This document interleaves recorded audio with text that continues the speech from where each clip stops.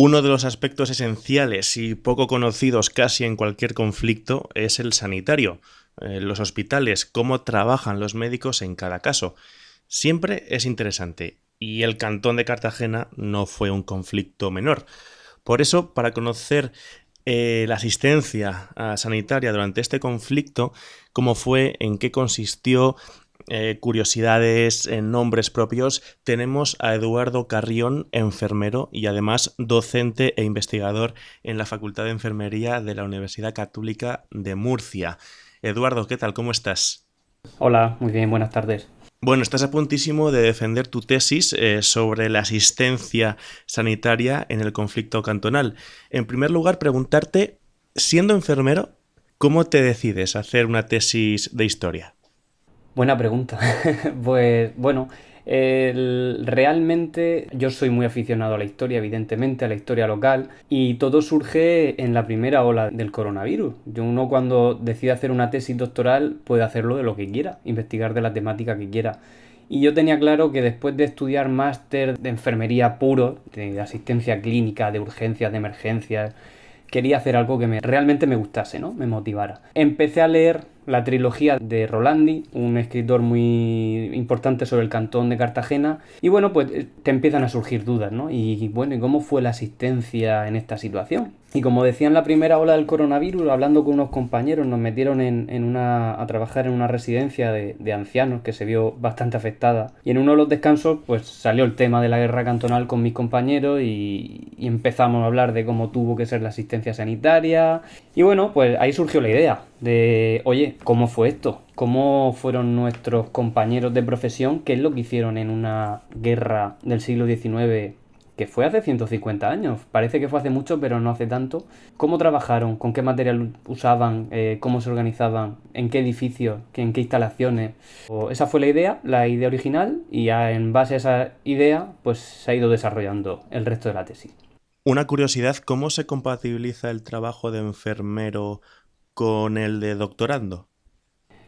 Bueno, el último curso mejor, porque en el último curso me he dedicado más a trabajar como docente que como enfermero asistencial, digámosle, a trabajar en el hospital. Pero los dos primeros años, por ejemplo, pues recuerdo que cuando trabajaba por ejemplo, ¿no? En la UCI del Hospital de la Risaca en Murcia, me pilló en la época en la que tenía que leer muchas fuentes primarias, transcribir muchos documentos antiguos, y en algunas noches en las que era tranquila, se puede decir que, claro, en la UCI, mientras tenga a tu paciente controlado, todo está bien. Es raro que haya noches tranquilas, pero se puede dar la situación.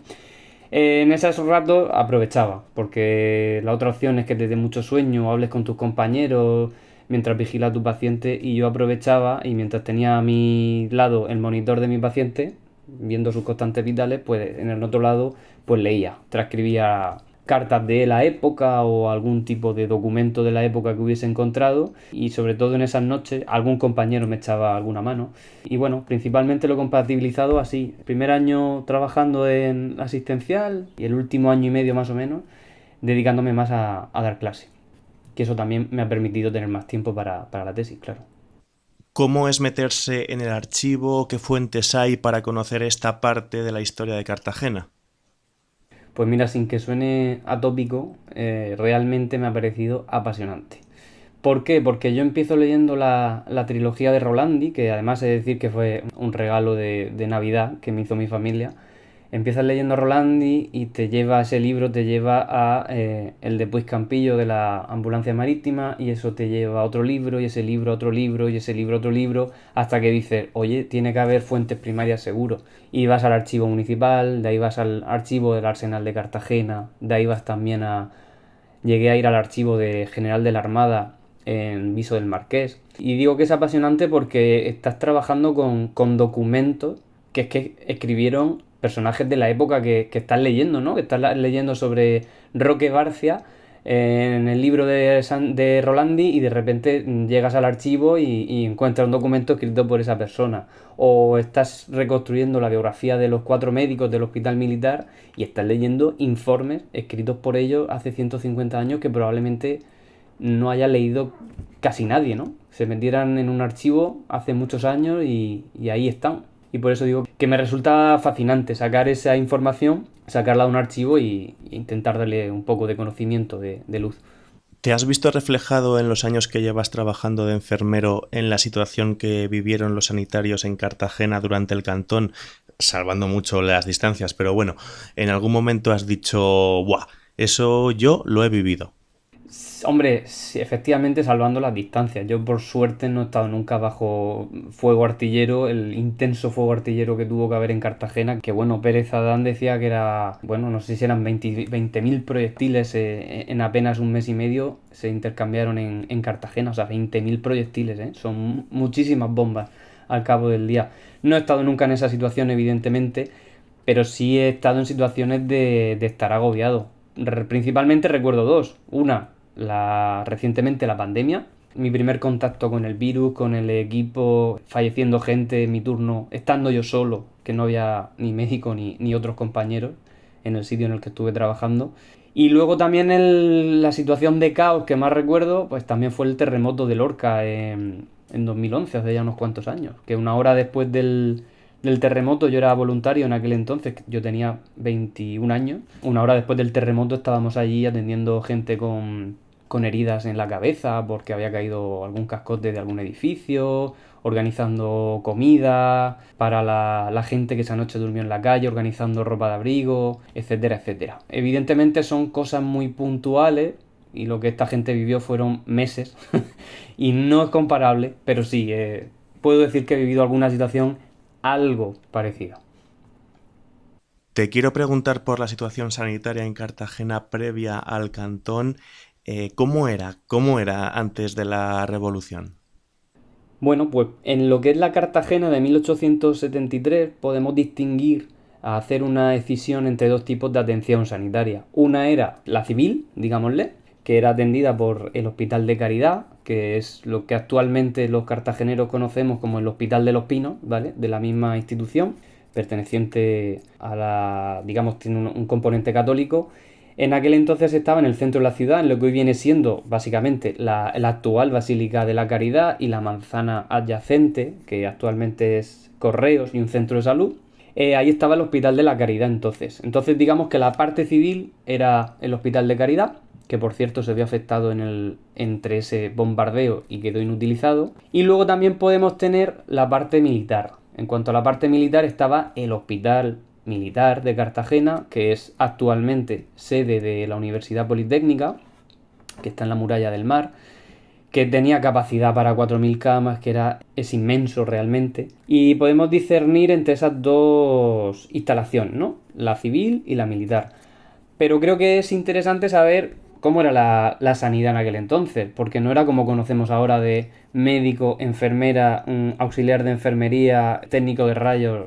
Había un batiburrillo bastante interesante de profesiones en esa época, porque había médicos, bueno, ya si nos metemos en terminología militar, médico de primer grado, médico de segundo grado, teníamos practicantes, que era una figura bastante parecida a lo que conocemos como enfermera hoy en día. Y luego aparte también teníamos las enfermeras. Eran un perfil profesional que se encargaba de los cuidados básicos del paciente, lo que viene siendo la higiene, los cambios posturales del paciente y demás. Y los practicantes, por ejemplo, hacían las técnicas que conocemos propias que hace una enfermera, ¿no? De administrar fármacos, hacer curas, etcétera, etcétera. Digamos que las enfermeras de hoy en día son una mezcla de las enfermeras de entonces y los practicantes de aquella época. Las principales atenciones médicas, según apuntas en tu investigación, fueron por fuego de artillería. El Cantón empieza en julio, el bombardeo más intenso empieza en noviembre. Antes de eso, la gente ya empieza a salir de Cartagena. Sí, o sea, salió gente, también quedó mucha gente porque para huir de Cartagena pues tenías que tener un sitio al que ir. No es como hoy en día que si hay algún tipo de desgracia, están las instituciones públicas montando hospital de campaña o algún dispositivo de acogida, ¿no? Pues en caso de inundaciones se habilita un pabellón de deporte y la gente se refugia allí. En aquel entonces tenías que tener dinero para desplazarte, no había transporte público, tenías que tener un medio de transporte, algún carromato y un sitio al que ir. Entonces mucha gente se refugió en casas de familiares en el campo de Cartagena, en Fuente Álamo, en pequeñas villas, típicas casas del campo de Cartagena. Pero claro, mucha gente no pudo permitírselo y quedó en la ciudad.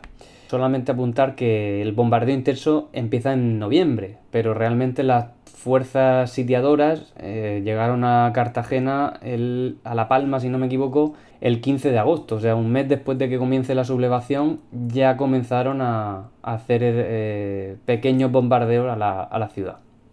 Muchos de los que se van son sanitarios, además en ese peor momento de la situación, en ese bombardeo intenso a partir de noviembre.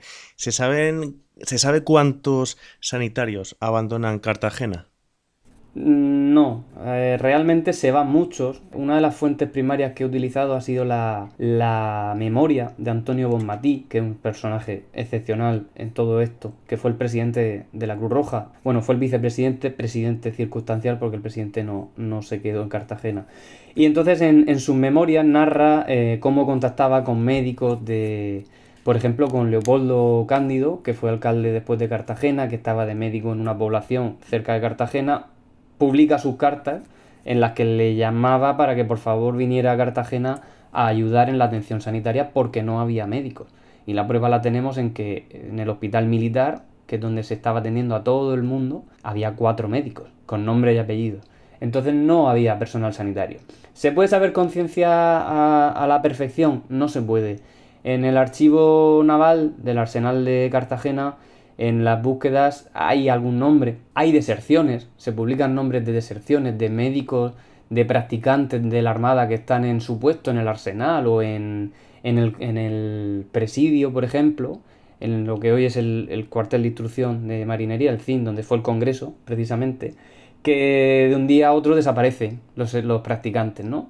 Igual que hay deserciones, también hay incorporaciones. Practicantes que estaban presos, se conoce el nombre de 2, no me acuerdo los nombres concretos, pero recuerdo que había un par de practicantes que les dan la libertad a cambio de prestar servicio. Entonces, entre que hay deserciones, que hay incorporaciones, que luego hay embarcaciones, fragatas que llevan médicos y llevan practicantes y otras que no. Las fortalezas que también, algunas tienen, algunas no. Entonces no se puede saber con certeza el número total de personal sanitario que hubo. Lo que sí sabemos fue que en el hospital militar hubo 4 médicos y 7 practicantes.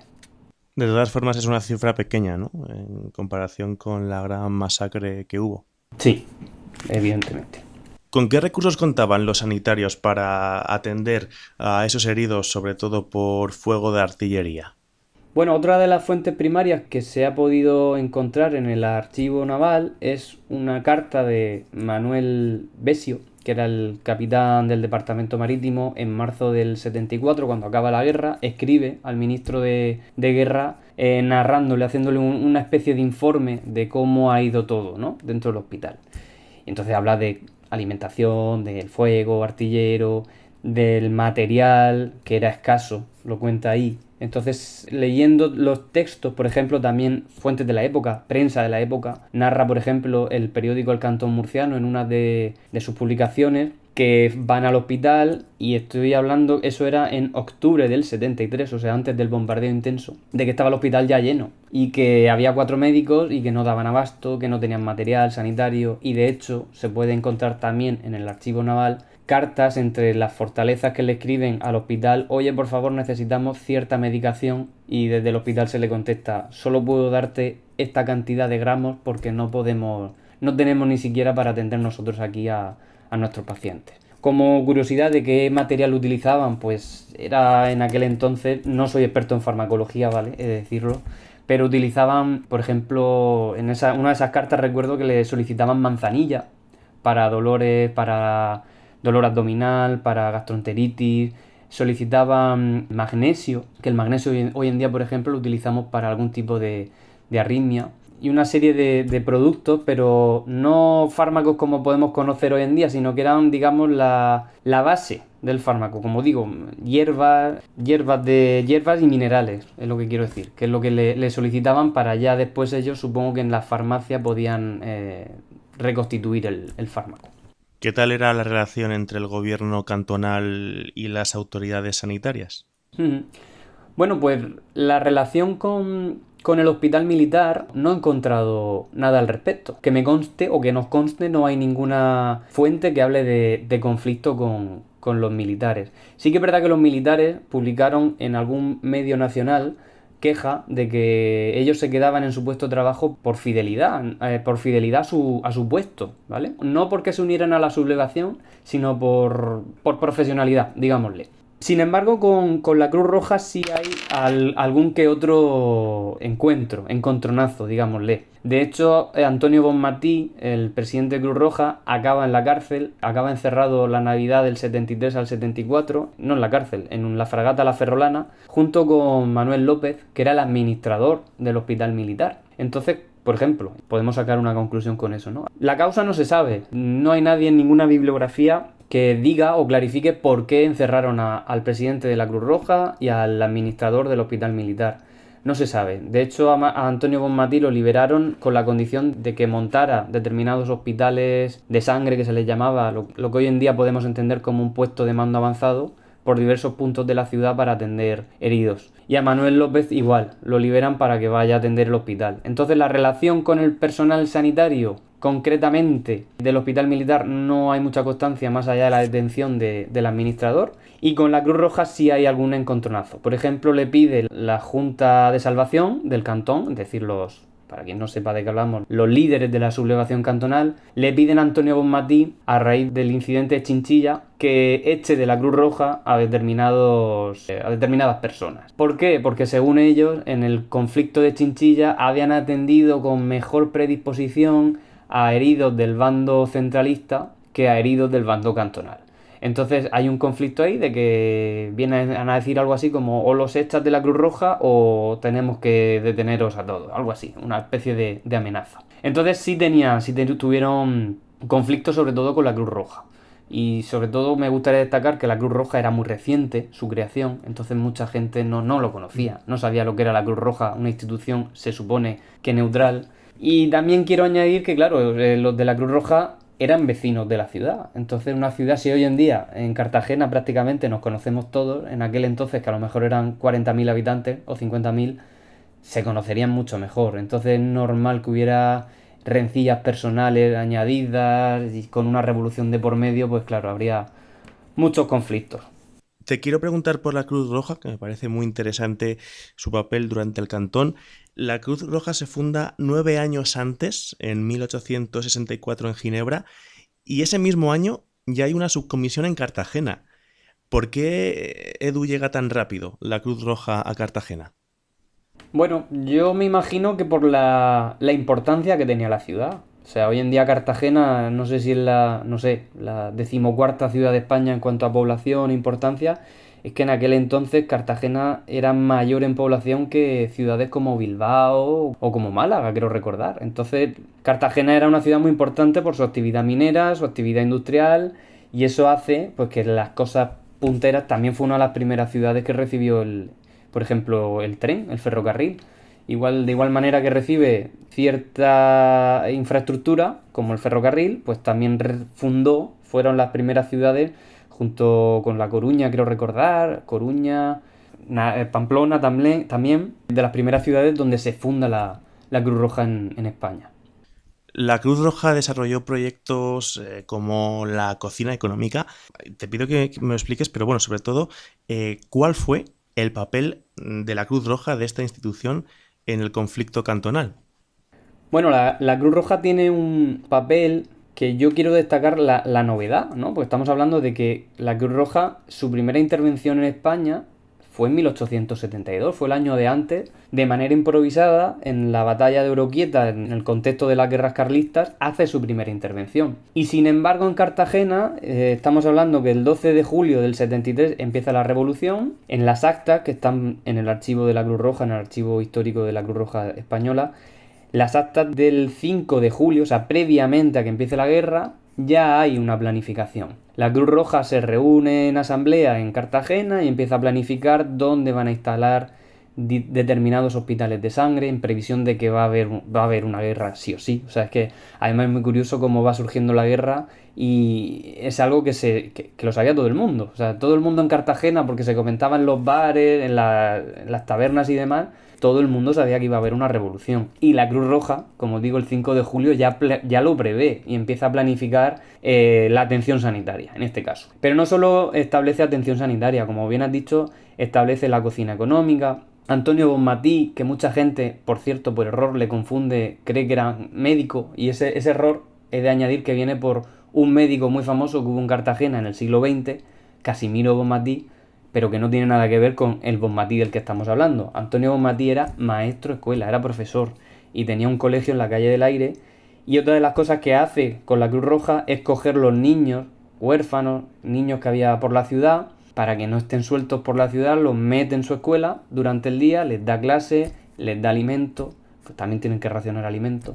Y esos son principalmente lo que hizo la Cruz Roja, no solamente atención sanitaria, sino también, digamos, atención sociosanitaria. Planifica que los niños tengan una atención social, que esos niños necesitan un apoyo, están en un contexto. Además, es que narra Bonmatí, narra como, por ejemplo, establecen en las farmacias de la ciudad hospitales de sangre. Y en una de ellas están, además que lo narra perfectamente. Por eso digo que me fascina. ¿Qué es un hospital de sangre? El hospital de sangre es como un hospital de campaña. Hoy en día lo entendemos como un hospital de campaña, en aquel entonces se le llamaba hospital de sangre. Entonces establecen hospitales de sangre, por ejemplo, en farmacias de la ciudad. Y entonces narra cómo estaban atendiendo en esos hospitales mientras el edificio recibía el impacto de proyectiles, estaban haciendo amputaciones o estaban recogiendo gente en la calle entre escombros y llevándola al interior del hospital de sangre y demás. Entonces digamos que la función de la Cruz Roja fue atender y darle apoyo psicológico a los niños, racionar alimentos y atención sanitaria principalmente. Los cantonales llevan a cabo incursiones terrestres para hacer la guerra a las ciudades cercanas y llevar el federalismo intransigente. La Cruz Roja iba con ellos en estas expediciones, como Allín, estuvo en la batalla de Chinchilla. ¿Cómo actuó en estos episodios? Sí, los cantonales en su primera fase expansiva, Rolandi establece que el cantón de Cartagena hasta la batalla de Chinchilla, que fue en agosto del 73, el cantón lo que pretendía era expandirse, desde Cartagena hacia el resto de España. Entonces fueron a Alicante, fueron a Orihuela, fueron a Lorca, fueron a Almería, fueron a un montón de ciudades de las provincias cercanas. ¿Con qué intención? Que se unieran a la sublevación. Entonces, en algunas salidas no hubo necesidad, como por ejemplo en la de Lorca, no hubo ningún tipo de conflicto, simplemente establecemos el cantón, y conforme se fueron los cantonales, los lorquinos se volvieron al bando centralista, ¿no? En ese no hubo conflicto, pero en la batalla, en Orihuela hubo una batalla con bastantes fallecidos, hubo un choque con la Guardia Civil de allí, de Orihuela. Hubo conflicto en Chinchilla, que se encontraron al ejército centralista que venía de Valencia, y de hecho en Chinchilla fue el punto clave para que el cantón dejase de intentar expandirse. Se volvieron a Cartagena. En esas expediciones, que se sepa, en base a las fuentes primarias de Bonmatí, por ejemplo, que él narra, se conoce 7 ambulancias que se establecieron. Iban básicamente un carromato con el logotipo de la Cruz Roja, con una Cruz Roja sobre un fondo blanco, en el que iban un médico y algún practicante. ¿Qué pasa? Que como no había personal suficiente, también, por ejemplo, en Chinchilla, camino de Chinchilla, pararon en Murcia y recogieron a algún estudiante de medicina que también se incorporó para la atención sanitaria. Entonces, en esas 7 salidas que se sepa, iba un carromato con médico y practicante. Háblame, Eduardo, por favor, de la ambulancia marítima. ¿Qué era eso? Pues mira, como en las salidas terrestres iba siempre una ambulancia acompañando, hubo una batalla en el Cabo de Palos, si no me equivoco, no me bailan las fechas, creo que fue el 7 de octubre del 73, y en esa batalla hubo heridos. Entonces no tenían la forma de que alguien le recogiera sus heridos en el mar y los llevara a tierra para ser atendidos. Entonces los llevaban hasta Cartagena, hasta lo que hoy en día es para quien conozca Cartagena, lo que viene siendo la actual Casa del Mar. Eso era mar, y justo delante, si nos situamos, está el Hospital Militar, lo que es hoy en día la Universidad Politécnica de Cartagena, y justo debajo está lo que se llama una poterna, es un acceso a través de la muralla que va de manera subterránea directo al hospital. Entonces esa poterna, ese acceso a la muralla que iba hacia el hospital, daba al mar. A través de ahí llegaban los barcos descargaban a los heridos y los miembros de la Cruz Roja se encargaban de llevarlos en camilla al hospital. Eso hizo que se creara una necesidad, que es la propia necesidad que la propia Cruz Roja de Cartagena llevó al Convenio de Ginebra, de oye, que está muy bien que se haga un Convenio de Ginebra para hablar de cómo se tiene que atender a los heridos en las batallas terrestres, pero ¿qué pasa con los heridos de las batallas marítimas? Pues esa necesidad, precursora de la Cruz Roja de Cartagena, hizo que se preveía otro conflicto armado el 13 de octubre, si no me bailan de nuevo las fechas, es decir, unos días después, y entonces prepararon un barco a vapor, el Buenaventura, que era en ese momento estaba a las órdenes de las obras del puerto y estaba inutilizado. Y entonces lo que hicieron fue desarmar ese barco y dotarlo con personal de la Cruz Roja. Le pusieron las insignias de la Cruz Roja y en esa previsión de conflicto que iba a haber salieron acompañando a la fuerza cantonal.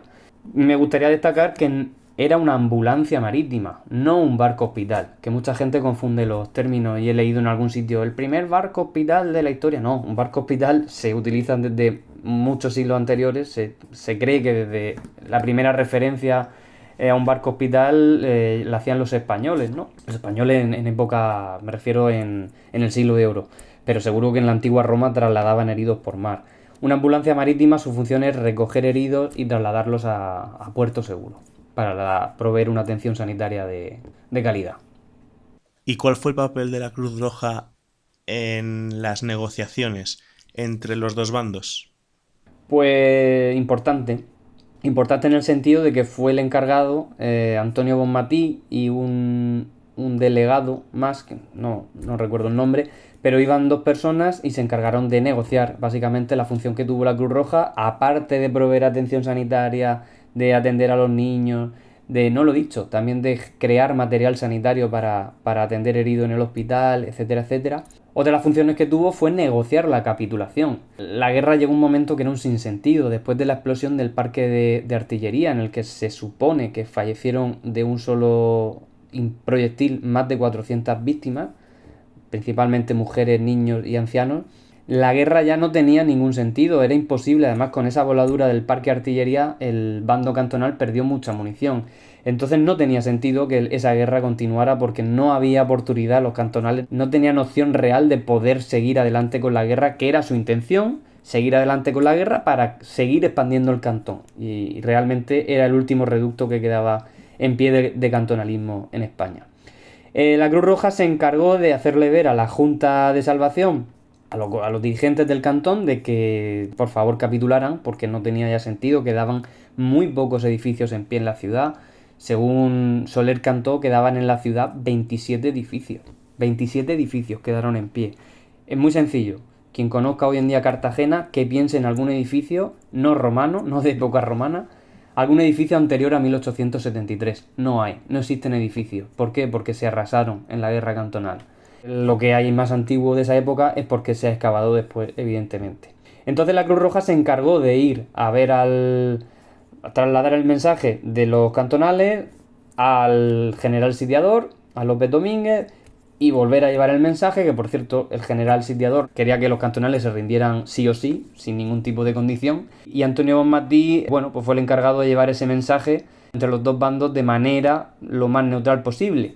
Volviendo al tema de los encontronazos, igual que tuvieron encontronazos la Cruz Roja con el bando cantonal, también los tuvieron en la negociación de la capitulación con el ejército sitiador. Bonmatí narra algún encontronazo con un oficial que él mismo narra que temió por su vida, de la forma que le trató el oficial, porque ese oficial del ejército, fiel al ejército de la Primera República, al bando centralista, atacó a Bonmatí como si él fuera el culpable de la guerra, poco menos que le acusaba de eso. Y entonces también se vio envuelto en algún encontronazo que otro con los sitiadores. O sea que Bonmatí era ese mediador. Efectivamente, Bonmatí era el encargado, como portavoz de la Cruz Roja, institución neutral, de poner de acuerdo a ambos bandos. En enero de 1874, como dices, se huela el parque de artillería de Cartagena, una desgracia, mueren unas 400 personas. ¿Cómo afectó desde el punto de vista sanitario? Bueno, pues las referencias que hay que se han encontrado de fuentes primarias, tanto de uno como de otro bando, no pensemos que yo solamente me he ceñido a lo que diga Bonmatí o a lo que diga, no, es que el propio general López Domínguez también habla de la voladura del parque, o sea, ahí tenemos información de uno y otro bando. Digo esto porque es que en alguna ocasión he leído en algún foro que era un poco exagerada la cifra, ¿no? Para victimizar al pueblo de Cartagena y demás. No, o sea, que ambos bandos narran que tuvo que ser horrible. Fue una explosión muy... Para ponernos en situación, parque de artillería, lugar muy sólido, de una estructura sólida, un edificio muy grande, donde se almacena todo el armamento, toda la pólvora, y como no quedaban edificios en pie en la ciudad, la gente civil se refugiaba allí, porque era el de los pocos sitios que quedaban en pie. Bueno, pues un proyectil entró a las 11 de la mañana del 6 de enero del 74 por una de las ventanas y explotó todo. Y la explosión creo que se oyó a bastantes kilómetros de distancia de la ciudad. De hecho, el propio general narra que se asustó con la explosión y él estaba, si no me equivoco mal, tenía su base en Alumbre, que es una ciudad que está a unos 10-12 kilómetros de Cartagena. Bueno, pues imaginemos toda la gente que había allí, todos los civiles que no pudieron salir de la ciudad, refugiados allí, y de un solo proyectil mueren de un impacto 400 personas. Tuvo que ser una situación caótica. Pues mira, salvando las distancias, ayer estaba hablando con un amigo sobre cómo fue la asistencia sanitaria en el 11M. Insisto, salvando las distancias y con todo el respeto a las víctimas, ¿no? Pero tuvo que ser un caos y en el 11M fallecieron también cientos de personas de un solo impacto. Pues algo así, para que nos hagamos a la idea, tuvo que ser. De hecho, por ejemplo, Bonmatí narra que los carros, iban carros cargados de cadáveres por la ciudad, camino del cementerio del cementerio de Lo Campano, creo que se llama de los Remedios, no me acuerdo. Pero bueno, que iban camino del cementerio y que quedaron muchísimas víctimas sepultadas debajo de los escombros. O sea que todavía en lo que hoy conocemos como el parque de artillería, ahí debajo sigue habiendo víctimas mortales que no se pudo sacar de los escombros. Y sobre esos escombros se construyó el nuevo parque de artillería. O sea, tuvo que ser una situación caótica, que de repente te vengan cientos de heridos insisto, en estas situaciones no es la explosión lo que genera el traumatismo, es que esa explosión genera que se astillen piedras, que se astillen madera, que esos fragmentos impacten en las personas y al final una persona no solamente recibe el impacto de la onda expansiva de la explosión, sino que encima recibe metralla, madera, de piedras, de hueso, de cristal. Todo lo que haya en el ambiente puede recibirlo en forma de metralla a la persona. Entonces tuvo que ser una situación bastante caótica y bastante lamentable. Cuando preparaba esta entrevista, esta parte pensaba en los asedios de Leningrado o Stalingrado, los grandes asedios de la Segunda Guerra Mundial que todos tenemos en mente, también por esas imágenes de las personas saliendo más muertos que vivos. ¿Se sabe cómo salió la gente de Cartagena cuando terminó el cantón? A ver, desde el punto de vista sanitario, no hay más que los propios informes de Bonmatí, los propios informes de los médicos del hospital, bueno, pues que narraban cómo eran las heridas, ¿no? Una herida ya digo, cuando un paciente es víctima por un fuego artillero, no solamente el traumatismo del impacto del fuego, sino todo la metralla que lleva encima, ¿no? Eso va a generar heridas. En aquella época no había antibióticos, las heridas las describen muy bien, cómo eran las infecciones y demás. Pero la Cartagena del 14 de enero, por suerte, vale que no tenemos escritos sanitarios de cómo era todo, por suerte digo, entre comillas, podemos verlo.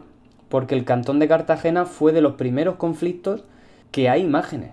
Tenemos fotos reales de cómo estaba la ciudad. Tenemos grabados, que eso Pérez Adán, el cronista de Cartagena, del Ayuntamiento de Cartagena, lo explica muy bien. Que había alguien que hacía una foto, lo mandaba a un periódico a Londres y entonces como no se podían imprimir varias fotos, lo que hacían era un dibujo, ¿no? Y hacían un grabado. Entonces tenemos muchos grabados, muchas fotografías de la época en las que se ve pues que había un grado de destrucción importante. Como estoy diciendo, quedaron 27 edificios en pie.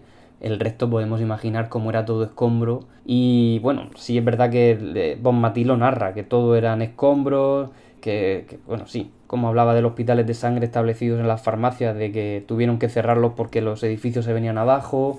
y tenía que ser una ciudad totalmente arrasada. Yo me imagino como si hubiera habido un terremoto, cuando vemos las imágenes de algún terremoto, que recientemente hemos visto el terremoto de Turquía, pues algo así tuvo que ser. Tenía que ser la Cartagena de entonces.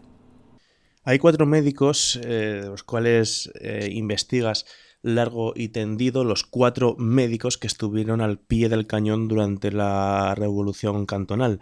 Ellos son José Suárez, Joaquín Soler, Matías Carbó y Agustín Domecq. José Suárez era el más veterano de todos, incluso estaba fuera de servicio cuando empezó la Revolución. José Suárez acababa de jubilarse. Se jubiló unos meses antes de que empezara la revolución. Era un gaditano que tenía 64, 65 años, no me acuerdo ahora la cifra exacta de la edad. Acababa de jubilarse y ante la situación que había se reincorporó. Además, de hecho, todos los documentos que hay en el archivo naval del sanitario van firmados por José Suárez, porque era el de máxima graduación, era el responsable local de la asistencia sanitaria militar, para que nos hagamos una idea. O sea, era el máximo responsable de la asistencia sanitaria a nivel militar. Entonces, claro, en un conflicto bélico, pues era el responsable de todo. Hombre, la vida de estos médicos era muy interesante porque te puedes hacer una idea de cómo ha sido siempre la vida militar. Porque sí, son todos los 4 médicos que hay en el hospital militar son militares. Entonces son vidas muy ajetreadas. Pues hoy, ¿cómo son los médicos militares de hoy en día? Pues formación continua, hoy aquí, mañana en Cádiz y al otro en Ferrol, ¿no? Y ahora me voy de misión y ahora...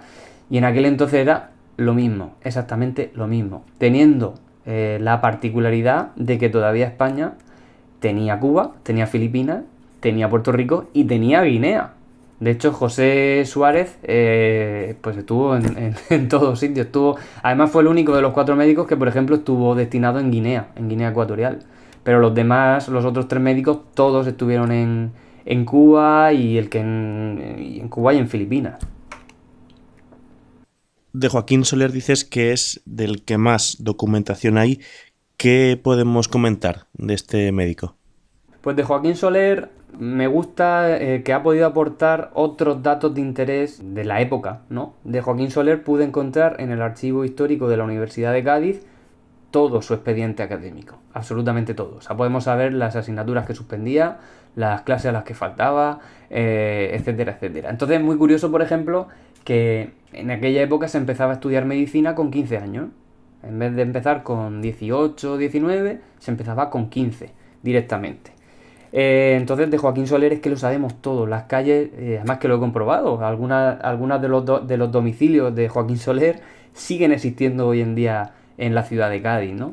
La partir de bautismo, hemos podido reconstruir quiénes eran sus padres, dónde le bautizaron, muchos datos biográficos. Entonces Joaquín Soler, pues lo sabemos todo, desde que nace hasta que fallece. Y la vida de Joaquín Soler, pues igual, más de lo mismo. Fue un médico, gaditano también, como Suárez, y estuvo destinado, sí que es verdad que Joaquín Soler pasó gran parte de su vida militar entre Cádiz y La Habana. Me gustaría destacar de estos 4 médicos que no pensemos que se conocían de antes, no, o sea, dio la casualidad de que esos 4 médicos coincidieron en Cartagena en aquellos meses, porque previamente Suárez acababa de jubilarse, Joaquín Soler llevaba muy poco en el destino, creo que llevaba un año, sí, creo que llegó en 1872, si no me equivoco. Matías Carbó igual, llegó a Cartagena el mismo mes que empezó la revolución y Agustín Domecq llegó un par de meses antes, o sea que tuvieron el destino, quiso hacer que estos 4 médicos, que cada uno venía de una punta del mundo diferente, estuvieran en Cartagena. O sea, que los 4 estuvieron en el lugar indicado en el momento preciso. De los 4, ¿qué lección profesional sacas?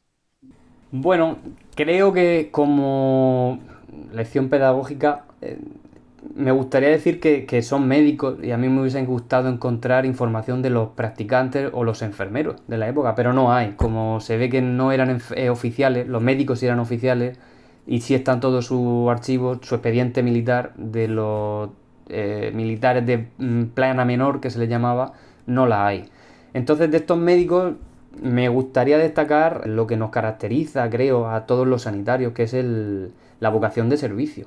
Porque esta gente estuvo bajo fuego durante varios meses y no abandonaron su puesto de trabajo, pues como hemos estado muchos sanitarios, por ejemplo, enfrentándonos los primeros meses del virus, de la pandemia, a un virus que no sabíamos lo que era ni cómo se contagiaba, que te echaban lejía por encima porque no sabías muy bien cómo iba la cosa, ¿no? Y sin embargo, estuvimos aguantando. Claro, hay que salvar mucho las distancias con un médico del siglo XIX, de 1873, pero si tuviera que quedarme con algo, de decir, me identifico con esto, sería con eso, con pues la vocación de servicio que al final tienen los profesionales sanitarios.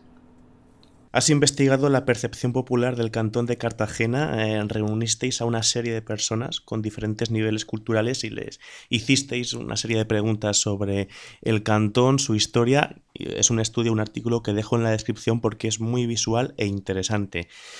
Eduardo, en base a ese estudio, a tu experiencia como cartagenero, viviendo en Cartagena, ¿consideras que los cartageneros saben qué fue el cantón? Creo que nadie sabe lo que fue el cantón. Nadie, me refiero a... Si no lees, pues como todo en la vida, si no estudias, si no te formas en algún tema, pues hablas sin saber, ¿no? Entonces creo que eso es lo que pasa. Hay mucha leyenda urbana referente al cantón de Cartagena. Tú preguntas a cualquier persona, incluso puedes escuchar programas de radio, podcast, escucha mucho sobre el cantón en estos años que te voy a contar. Y en muchos sitios se confunde el cantonalismo con provincialismo, con que sí, que es que Cartagena quería ser provincia. No, eso queremos serlo ahora, en aquel entonces no, era otro tema. Igual que se confunde el fin del conflicto, que no era más que hacer una España federal, no era independizarse, por mucho que la gente crea que en Cartagena lo que querían era independizarse de España, no. Querían hacer que España fuera una república federal. Algo parecido a la España autonómica, un sistema parecido, ¿vale? Más bien parecido al de Suiza o al de Estados Unidos. Pero bueno, algo así es lo que buscaban. No buscaban separar regiones, ni provincias, ni hacer... No, nada de eso. Igual que hay mucho bulo sobre el origen o el fin de ese conflicto, pues lo hay también con cosas que sucedieron en el conflicto. El mayor de los bulos que hay fue...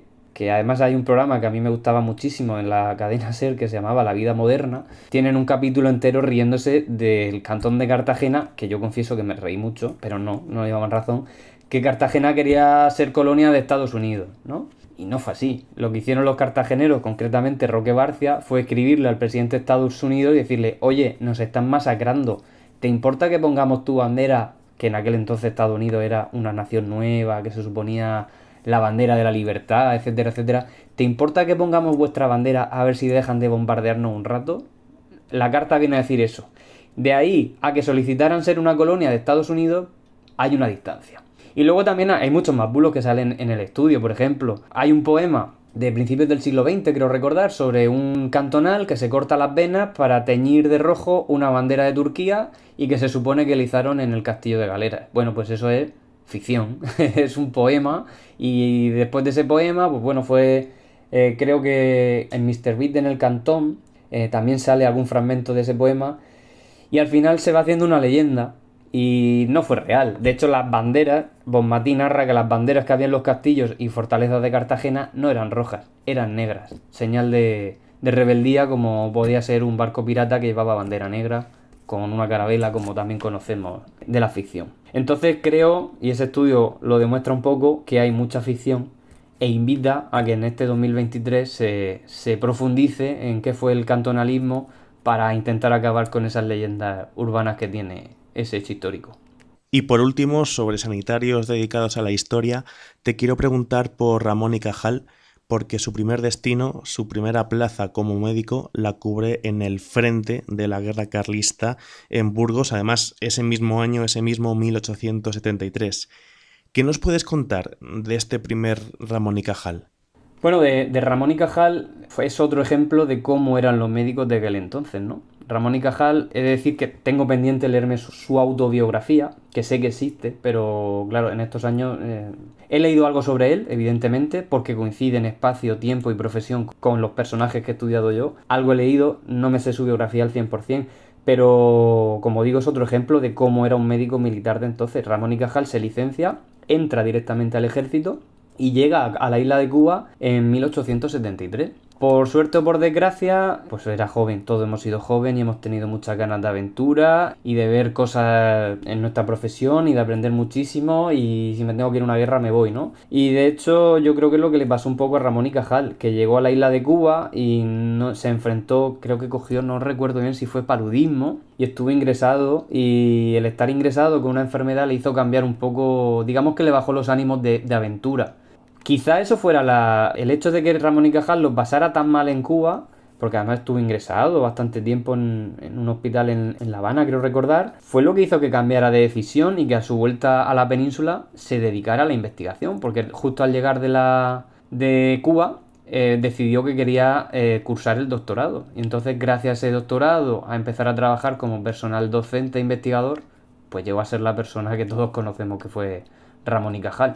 Entonces Ramón y Cajal, pues es muy interesante, por eso que digo, porque claro, Ramón y Cajal lo conocemos todos, llegó a ganar el premio Nobel, pero su vida no sería muy diferente, creo yo, a la vida de, por ejemplo, los 4 médicos del Hospital Militar de Cartagena. De hecho, sin ir más lejos, tenía que tener la misma edad o muy parecida a Matías Carbó o a Agustín Domecq, que llevaban, no lo hemos dicho, pero llevaban una vida, una proyección brutal como médicos. Por ejemplo, Agustín Domecq falleció muy joven, con 32 años creo recordar, en Filipinas, y hay en el catálogo de especies del Museo Nacional de Ciencias Naturales de España, especies que existen de animales y de flora en Filipinas, están catalogadas gracias a él. Él tenía una afición por la flora y la botánica, y de hecho cuando él falleció a su madre le mandaron una colección de insectos y de flores que tenía. O sea que por eso digo que tenían que llevar unas vidas bastante paralelas, y